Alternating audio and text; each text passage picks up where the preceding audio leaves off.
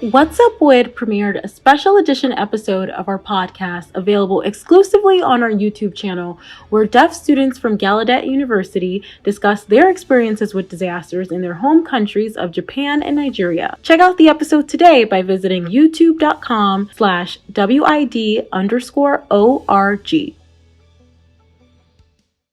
The following episode of What's Up WID contains references to sexual abuse.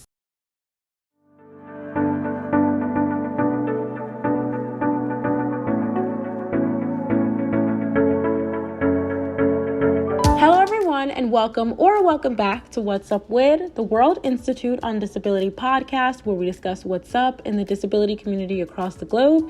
If you're new here, I'm your host, Ashley Nkumsa, and on today's episode, I'm sharing my conversation with Neema Namadumu, a disability rights activist from the Democratic Republic of the Congo, whose work focuses on securing rights and resources for Congolese women with disabilities. She's the founder and executive director of Hero Women Rising, an organization that advocates for women in the Democratic Republic of the Congo. Neema and I discuss her life as a woman living with polio in the Democratic Republic of the Congo and her advocacy work for disabled women's rights.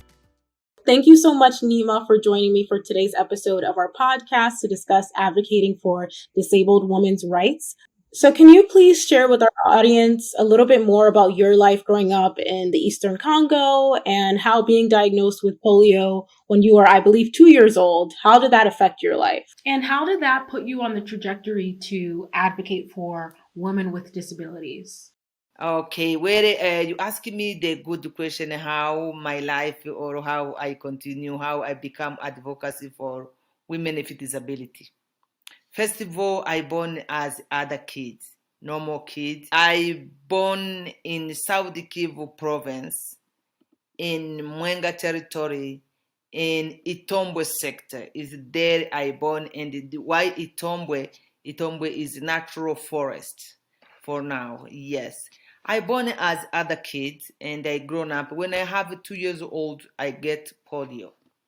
And to get polio in the village when I grown up was really very beautiful. We have this forest, but where I lived was no toilet, no road. I didn't have crutches. I didn't have a wheelchair.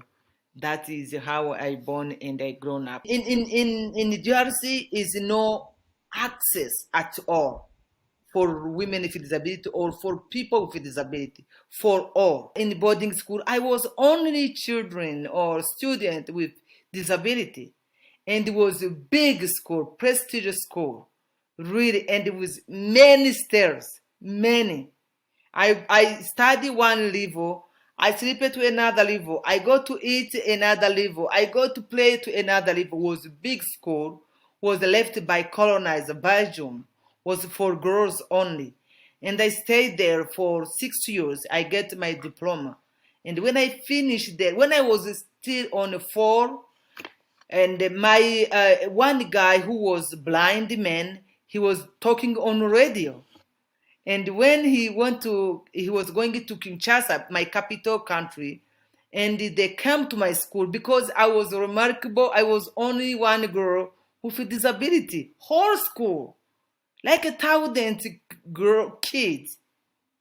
And that time, and he came to ask my headmaster, say, Neema, she can come and to go to radio, national radio, to do talking about people with disability and all kind of disability, and how to cross the road, for example, blind, how to help them, how to let, because the kid with disability, is a shame for family.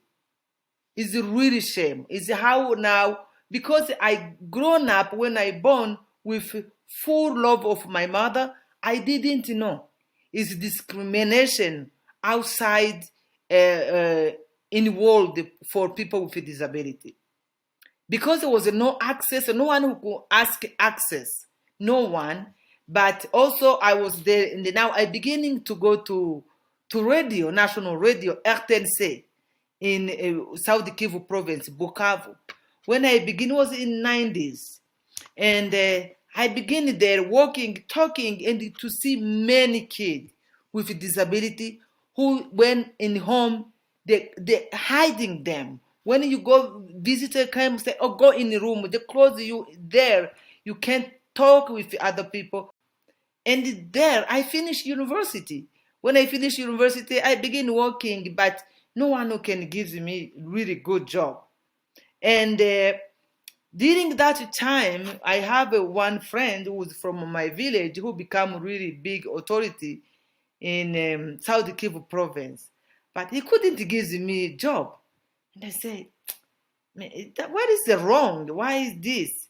And now we have a woman who was in Kinshasa who was looking for, he met me he came to my school when I was at university doing conference.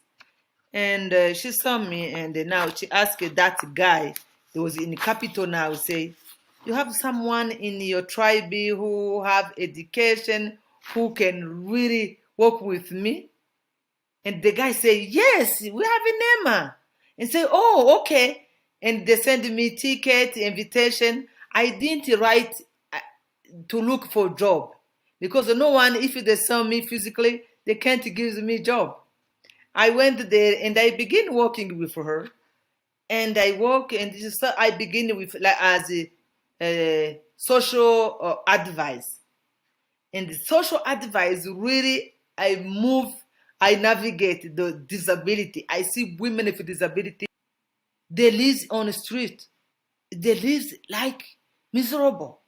Yeah, absolutely. And I'm sure for these women living at the intersection of both misogyny and ableism only further marginalize them. And I'd love to hear more about your observations and experiences as a woman with a disability living in Kinshasa.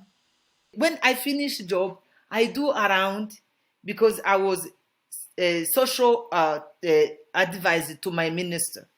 And now when I visit my friends, women with disability and people with disability, second day they come all to my office. But security cannot let them come to visit me. They stop them. They say, oh, they are stink, they are not clean. They can't go meet the big woman. Like me, the people, there was a shock to how it was like, minister, I didn't resolve. My job is like they give me gift. It's like I was not doing anything. Was like by compassion she gives me the job. But I prove world I'm able, and people with a disability, they are able. And meantime, when I was working in the government, I was a national I was advised for 5-7 years maybe. I was working in Kinshasa. And I become, now when the minister said, I was every day meeting with people with disability. And when I get my salary, I pay almost all my salary for transport, for my relative, my friend with disability. And the people ask me, why you are giving all your salary? You are not working for these people with disability. With this, no, please, ignore them. I say, I can't ignore myself. This is me. I know how hard it is, and Kinshasa transport is so hard. You fight to get transport in Kinshasa. When and now my minister saw that, they changed me. I become technical advisor to minister. Now I begin going out only, doing like a partnership with other ministers, with countries, with other countries, relationship. My name is Reggie Johnson, and I am the Senior Director and Head of Marketing for the World Institute on Disability, or WID. We are a very passionate, dedicated staff that advocates policies and develops programs and services that serve the needs of over 1 billion people with disabilities in the U.S. and around the globe. Now you're probably asking yourself, why should I give to WID? Well, I'd like to share with you 3 reasons why.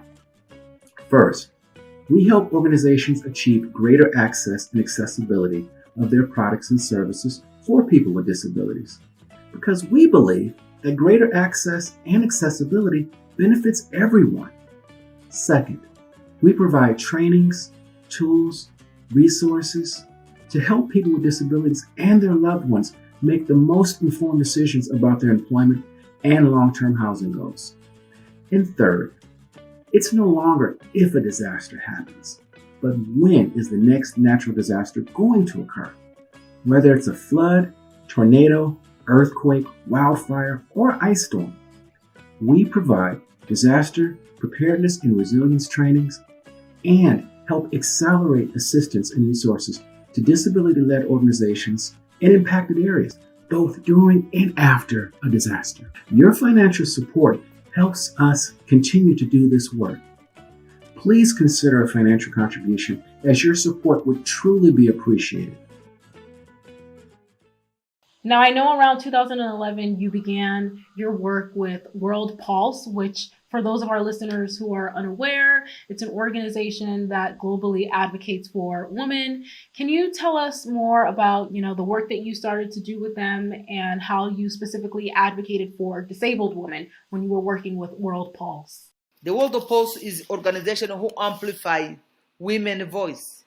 Is there I write article, 5 articles.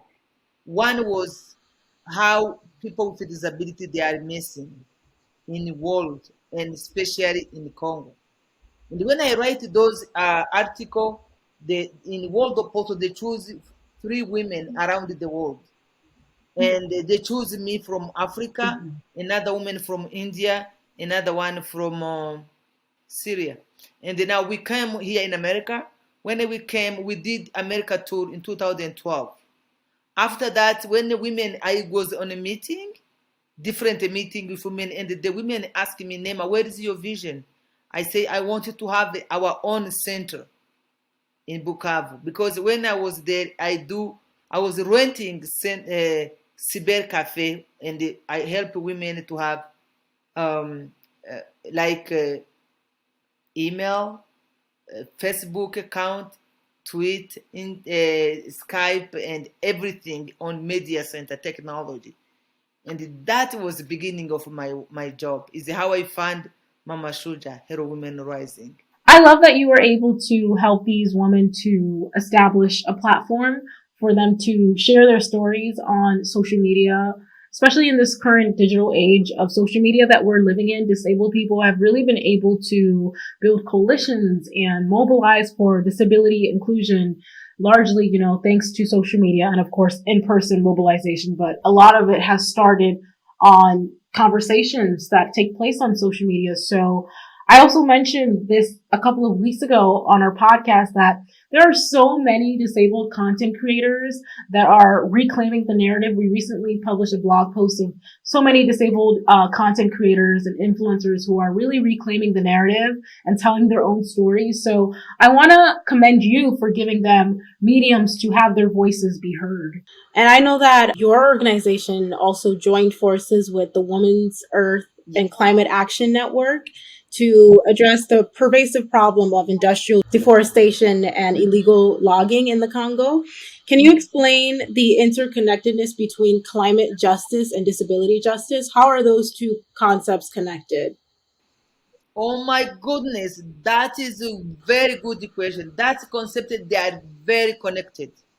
Climate change, for example, when you have a natural calamity, for example, when it's a full ocean or other kind happening, people with disability in my country, they don't have a way to go. They can't run away. For example, in the DRC, when we have a war, other people run away, but women with disability, they are raped double.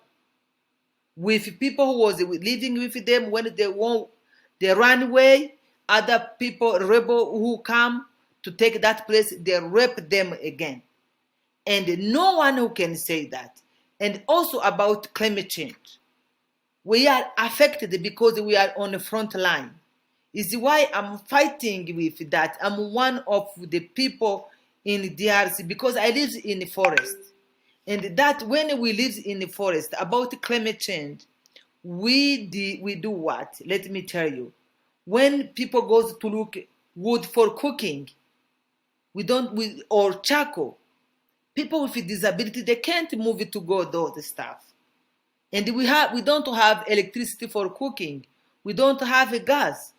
We don't have air conditioning. We are on the front line. Other people without disability suffering, but people with disability, they suffer double.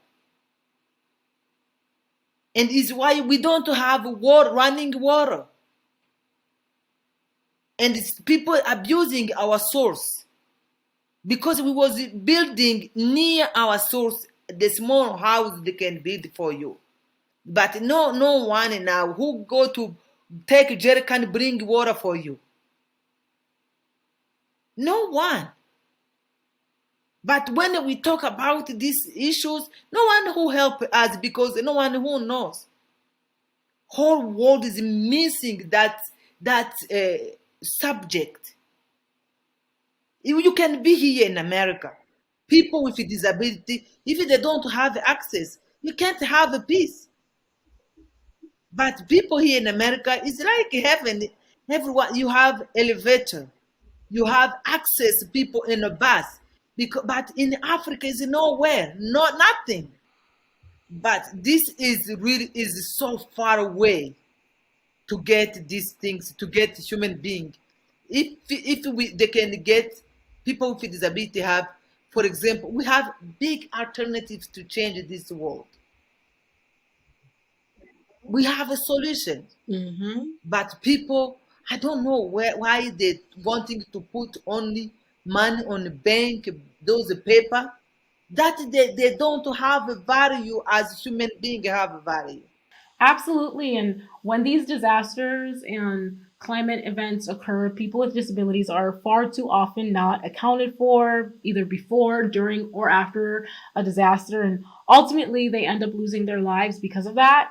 And last year, we held a series of events with Gallaudet University where we had deaf people, in particular from places across the globe, countries across the globe, and they're sharing their experiences about how information about disasters is never communicated in sign language and so on and so forth, and just the overall neglect that they experience. And why do you think that it's so important that climate justice activists and disability justice activists across the globe have cross-movement solidarity to mobilize together? They're supposed to come together because amplify the voice. When a person is talking in one corner and another one another corner, that's no one who can hear us. But if we put together, if we talk together, we amplify voice, we will be somebody who will listen. That is where we can get solution.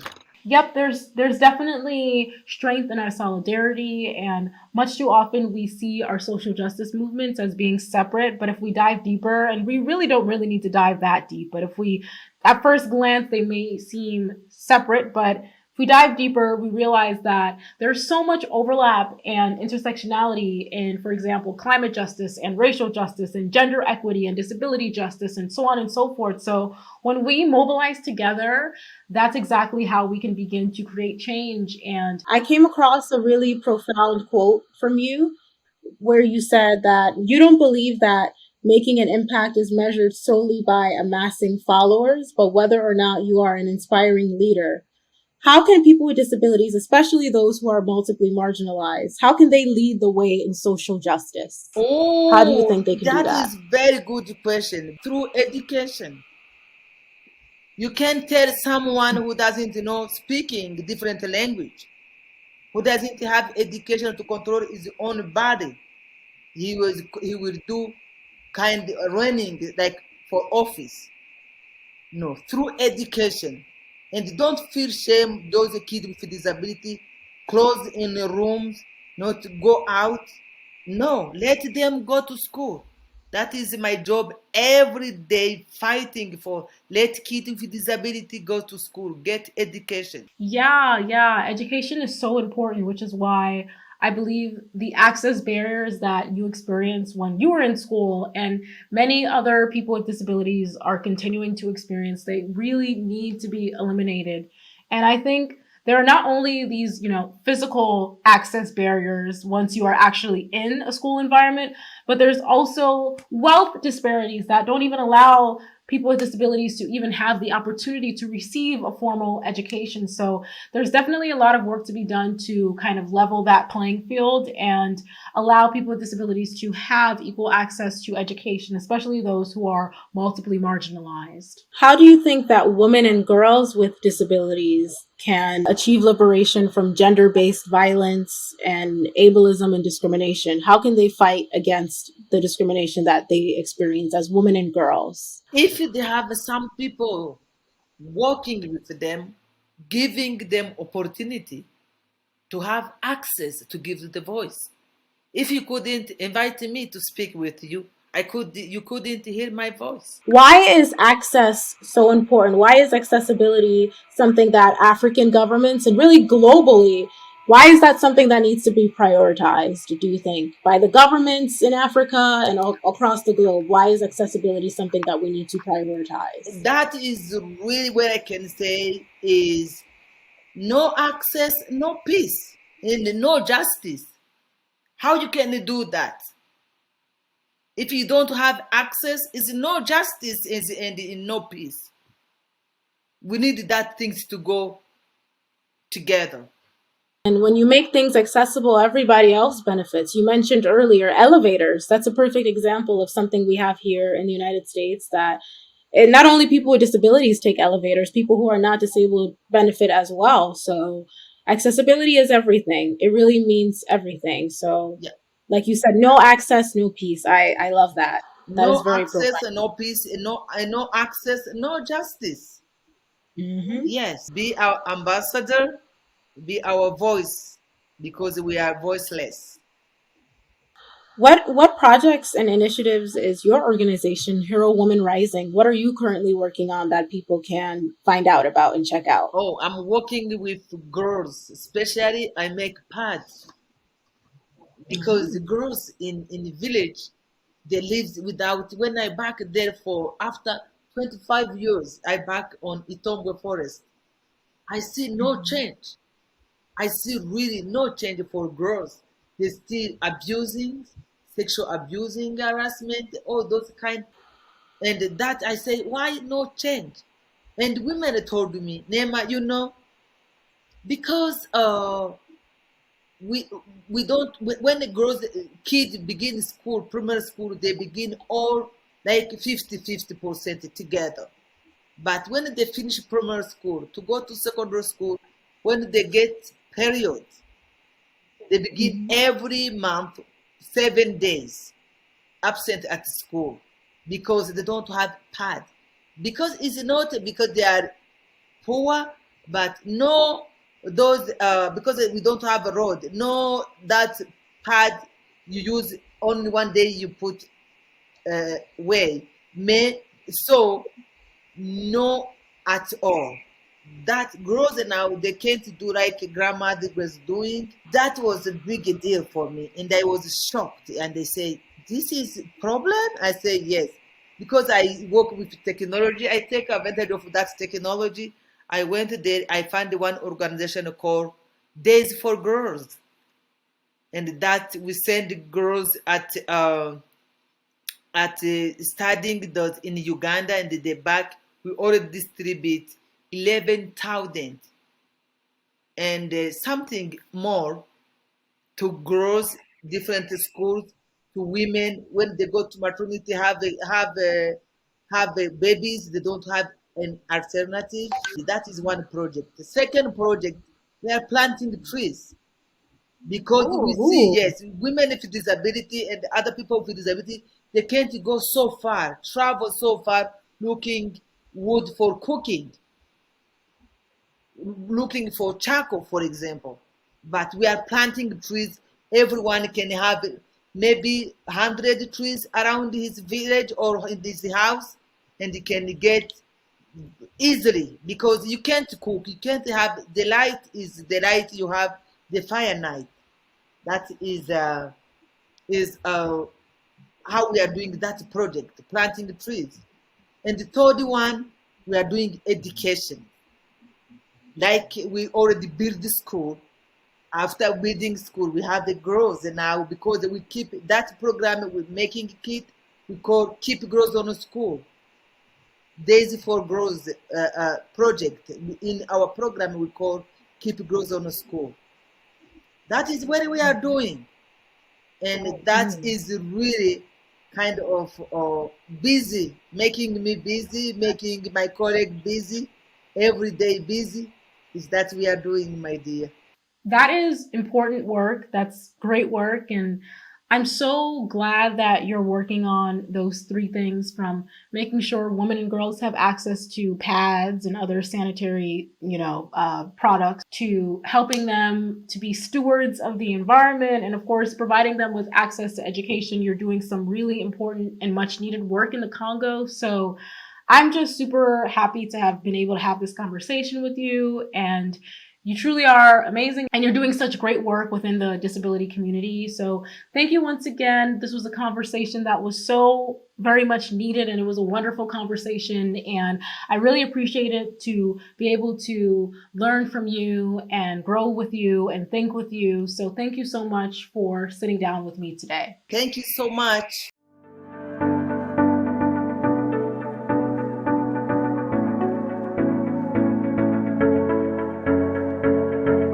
Thank you again to Neema for chatting with me about the discrimination that disabled women and girls in the Congo face, as well as her experiences and how we can all collectively work to eradicate ableism. You can find transcripts and American Sign Language interpretations of this episode, as well as all of our past episodes, at www.wid.org/whats-up-WID. If you enjoyed today's episode and would like to help us to create even more great content, you can send us a donation over at WID.org/donate. Thank you again for tuning in, and I will chat with you all next time.